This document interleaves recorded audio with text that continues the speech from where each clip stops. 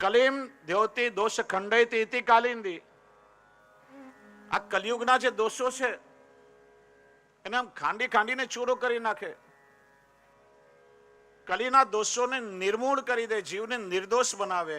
એટલા માટે શ્રી યમુનાજીનું નામ કાલિંદી છે.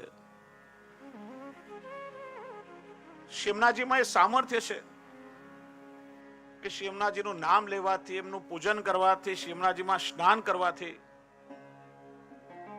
આ જીવના બધા દોષો નિર્મૂળ થઈ જાય.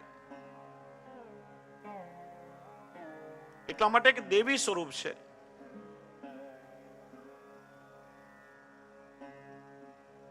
અને એનો અનુભવ આપણને બ્રજલીલામાં થયો. ભગવાન શ્રી કૃષ્ણને જ્યારે વસુદેવજી સુપડામાં પધરાવી માથા પર લઈને જઈ રહ્યા હતા, મસ્તક પર ધારણ કરી, ત્યારે યમુનાજીના જલમાં તરંગો ઉછળવા લાગી અને પ્રભુના ચરણ સ્પર્શ કરીને શાંત થયા. તો આ તીર્થરૂપા કાલિંદીજી. યમુનાજી તો નિત્ય સિદ્ધા છે. શ્રી યમુનાજી તો ઠાકોરજીના પ્રત્યેક લીલામાં સહાયક છે.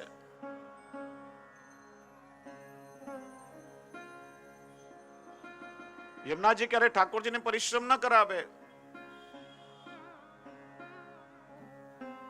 ઠાકોરજીના ચરણ સ્પર્શ કરીને જે તરંગો શાંત થઈ, તો કે છે કાલિંદીજી એટલે તીર્થ રૂપા કાલિંદીજી છે.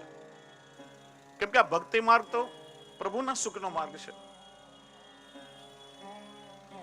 શ્રી ગુસાઈજીના સેવક કૃષ્ણ ભટ્ટની વાર્તામાં પ્રસંગ આવે છે ને કે જ્યારે જ્યારે સેવામાં આવશ્યકતા હોય ત્યારે ત્યારે શ્રી ગુસાઈજી ઉજ્જૈનથી કૃષ્ણ ભટ્ટને બોલાવે. સેવા બહુ સુંદર કરે પણ ક્યારે શ્રીનાથજીના ચરણ સ્પર્શ ના કરે. એકવાર શ્રીનાથજીએ શ્રી ગુસાઈજીને ફરિયાદ કરી કે આપનો સેવક મારી સેવા તો બહુ સુંદર કરે છે, ચરણ સ્પર્શ નથી કરતો. શ્રી ગુસાઈજીએ કૃષ્ણ ભટ્ટને પૂછ્યું, તમે ચરણ સ્પર્શ કેમ નથી કરતા? કૃપાનાથ, આપ જ આજ્ઞા કરો છો કે ઠાકોરજીની સેવા ઠાકોરજીના સુખ માટે થાય. હું ચરણ સ્પર્શ કરું એમાં તો મારું સુખ થયું, પ્રભુનું શું સુખ છે? ત્યારે શ્રીનાથજીએ આજ્ઞા કરી કે મને પ્રસન્નતા થાય તો તું મારા ચરણ સ્પર્શ કરે કે નહીં? પ્રભુ, આપને સુખ મળતું હોય તો એક વાર નહીં 100 વાર ચરણ સ્પર્શ કરું. તો કે કરી લે મારા ચરણ સ્પર્શ. તો કે એમ નહીં પ્રભુ, આપે જો ચરણ સ્પર્શ દેવા હોય તો આપ સ્વયં કરાવો. ત્યારે શ્રીનાથજીએ પોતાના બંને ચરણ લાંબા કરીને કૃષ્ણ ભટ્ટને ચરણ સ્પર્શ કરાવ્યા છે. આનું નામ છે કૃપા. જીવ જ્યારે ભગવત સુખનો વિચાર કરે ત્યારે ઠાકોરજી પોતે પણ જીવનું સુખ વિચારે છે. એટલે ઠાકોરજીના ચરણ સ્પર્શ કરવા માટે જે તરંગો ઉછળવા લાગી કે છે કાલિંદીજી તીર્થ રૂપા યમુના.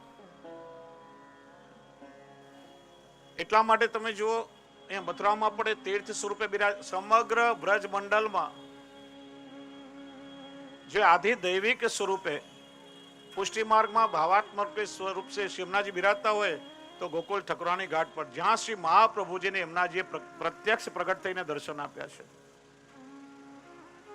એટલા માટે બધા વૈષ્ણવો ઠાકોરજીની જારીજી ભરવાનું જલ ગોકુળ ઠકરાણી ઘાટથી ભરીને પધરાવે છે. આ મથુરા મંડળ પણ તીર્થ સ્વરૂપ છે. અહીં પણ યમુનાજી બિરાજે છે. યાત્રાનો નિયમ ભલે મથુરાથી લેવાય પણ દરેક વલ્લભકુળના આચાર્ય બાળકો મથુરામાં યમુનાજીમાં સ્નાન કરીને નિયમ લીધા પછી ગોકુળ જઈને યમુનાજીને વિનંતી કરે છે અને ત્યાં વ્રજયાત્રાનો સંકલ્પ કરે છે. બાકી યમુનાજી બધે છે. યમુનાજીનું ઉદ્ગમ સ્થાન યમનોત્રી છે અને યમુનાજી ઠેઠ પ્રયાગમાં ત્રિવેણી સંગમમાં ગંગાજી સાથે મળી જાય છે. પણ એ બધી જગ્યાએ સ્વામીની યમુના નથી. એ બધી જગ્યાએ યમનોત્રીથી લઈને દરેક જગ્યાએ તીર્થ રૂપા યમુના છે.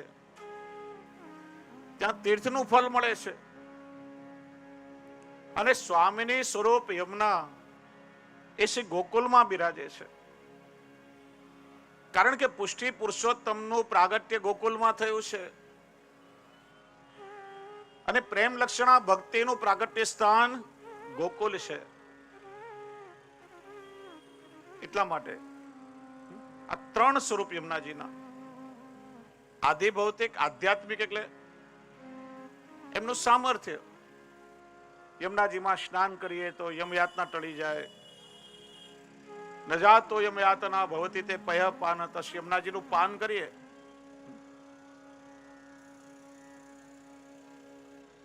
અને માણસને સૌથી વધારે ભય યમરાજાનો લાગે. પણ યમુનાજી આપણા મૈયા થયા એટલે યમરાજા કોણ થયા?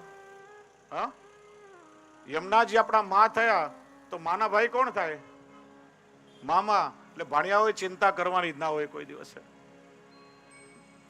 શ્રી મહાપ્રભુજી બાંહેધરી આપે છે, ન જાતો યમયાતના ભવતી તે પય પાનત. યમુનાજીનું પાન કરવાથી યમ યાતના ટળી જાય.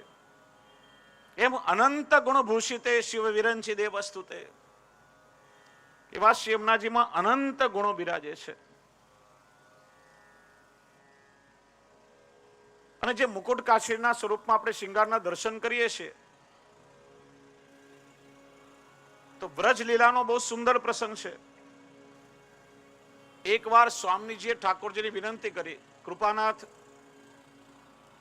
નિત્ય લીલામાં દરરોજ હું માન ધારણ કરું છું અને આપ મારું માન છોડાવો છો, તેમાં નવાઈ શું? તમારો બૈરાવનો સ્ત્રીનો સ્વભાવ વારે ઘડીએ રીસાઈ જવાનો, અમારે તો મનાવવા જ પડે ને. જુઓ, દાન લીલા, માન લીલા, રાસ લીલા, ગૌચારણ લીલા, માખણ ચો લીલા બધી ઠાકોરજીની નિત્ય લીલા છે. નિત્ય શબ્દને બરાબર સમજો.